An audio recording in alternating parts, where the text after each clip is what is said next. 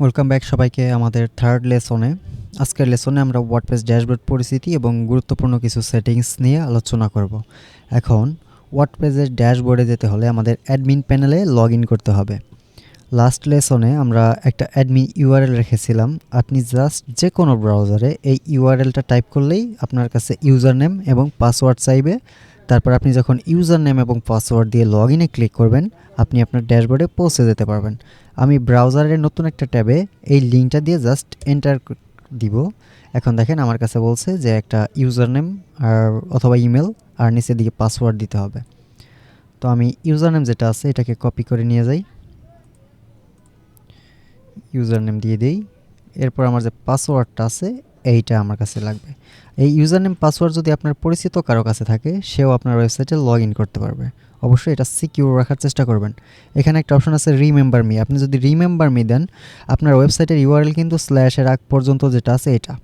তো এতটুকু যদি কারোর কাছে থাকে, সে আপনি যে ডিজাইনগুলো করবেন সবই দেখতে পারবে। এটা লাইভ, যে কোনো দেশ থেকে, যে কোনো ব্রাউজার থেকে। আপনি যদি রিমেম্বার মি দেন, পরবর্তীতে আপনার এই ইউজার নেম পাসওয়ার্ড দিতে হবে না। এই লগ ইন পেজে আসার সাথে সাথে অটোমেটিক আপনার ইউজার নেম পাসওয়ার্ড সেট হয়ে যাবে। আপনি এখান থেকে লগ ইনে ক্লিক করবেন। আমি সেভ দিলাম না এটা। ওকে, এটা হলো আমাদের ওয়ার্ডপ্রেসের ড্যাশবোর্ড। আমি একটু জুম আউট করে নিই। আচ্ছা, এখন আমার হাতের বাম পাশে যতগুলো দেখতে পাচ্ছেন এগুলো হলো আমাদের টুলস।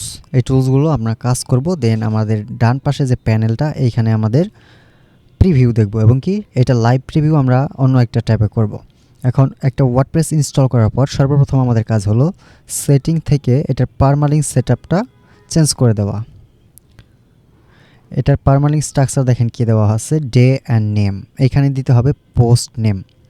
এটা কেন দিতে হবে এটা দেখলে এখানে বুঝতে পারবেন যে পোস্ট নেম দিলে খুব সুন্দর একটা নাম থাকে, স্যাম্পল পোস্ট। স্যাম্পল পোস্ট বলতে বোঝাইছে আপনি যেটা লিখবেন, নতুন একটা পেজ বা পোস্ট তৈরি করবেন, ওই নামেই একটা ইউআরএল জেনারেট হবে, এটাকে বলে স্লাগ।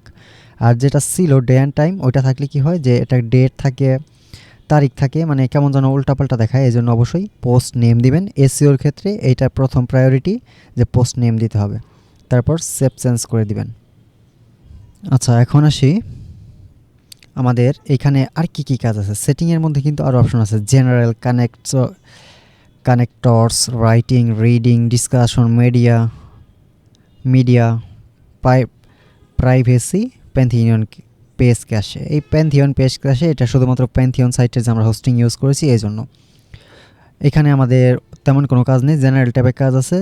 বাট এখন যদি আমরা জেনারেল ট্যাবে যাই, এখানে দেখেন কিছু অপশন আছে, যে সাইটের টাইটেল, আপনার সাইটের টাইটেল হবে। ট্যাগলাইন কীরকম, যে আপনি যদি কারো পোর্টফোলিও ওয়েবসাইট তৈরি করেন, সে কী কাজে দক্ষ ওইটা এই ট্যাগলাইনে দিয়ে দিবেন। যদি কোনো ই কমার্স ওয়েবসাইট তৈরি করেন, সেইটার কী প্রোডাক্ট প্রোভাইড করে তার একটা ট্যাগলাইন দিয়ে দিবেন। দেন এখানে সাইট আইকন, এটাকে বলে ফ্যাব আইকন, এটা আপলোড করতে পারবেন। আর ই কমার্সের ক্ষেত্রে সবাই রেজিস্টার করতে পারবে, এটা বাই ডিফল্ট যেটা আছে এটাই থাক। আমরা এত ডিটেলস জানবো না, তাহলে কনফিউজড হয়ে যাবেন। আবার যদি টুলসে আসি, এখানে অনেকগুলো অপশন আছে। এই টুলসেও আমাদের তেমন কোনো কাজ নেই। এরপর যদি ইউজারে আসি, অল ইউজার। একটা ওয়েবসাইটে অনেকগুলো ইউজার থাকতে পারে, এখানে বর্তমানে একটা ইউজারই আছে, তার রোলটা হলো অ্যাডমিনিস্ট্রেটর। অ্যাডমিনিস্ট্রেটর মানে সে যে কোনো সময় ইচ্ছা করলে যে কোনো পোস্ট করতে পারে, ডিলিট করতে পারে, যে কোনো ইউজারকে রিমুভ করতে পারে।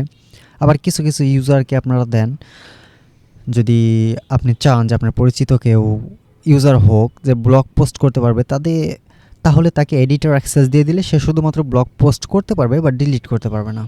এখান থেকে ইউজারগুলো ম্যানেজ করা হয়। আর উপরে একটা অপশন আছে পোস্ট, এখানে আমরা ব্লগ পোস্ট করি। মিডিয়ায় হলো আমাদের ওয়েবসাইটে যে পিকচার, তারপর ভিডিও এগুলো আপলোড করা থাকে, সবগুলো এখান থেকে আমরা দেখতে পারবো। আর পেজের সেকশনে এখানে আমরা পেজ তৈরি করব। পেজ আর পোস্ট মোটামুটি কাছাকাছি, কিন্তু পেজটা আসলে কোনো নির্দিষ্ট পারপাসে ইউজ করা হয়, আর পোস্টটা শুধুমাত্র ব্লগিং কন্টেন্ট ক্রিয়েশনের জন্য ইউজ করা হয়। আর এখানে সবচেয়ে মোস্ট ইম্পর্টেন্ট যেগুলো আমাদের জানতেই হবে সেটা হলো অ্যাপিয়ারেন্সের মধ্যে একটা অপশন আছে থিমস, আর একটা হলো প্লাগইনস।